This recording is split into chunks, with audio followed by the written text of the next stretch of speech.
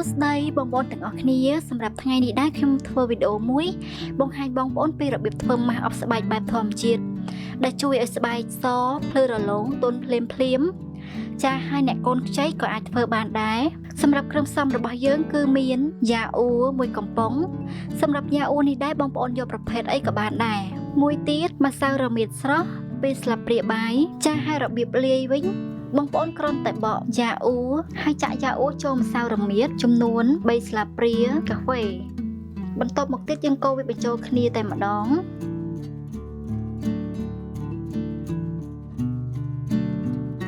គ្រឿងផ្សំទាំងពីរមុខនេះវិញជួយបំបត្តិស្នាមនៅលើស្បែកបំបត្តិមុនហើយថែមទាំងជួយបំបត្តិអាចរុយនៅលើស្បែកបានទៀតផងចាសម្រាប់បងប្អូនដែលមានបញ្ហាស្បែកខ្មៅស្រអាប់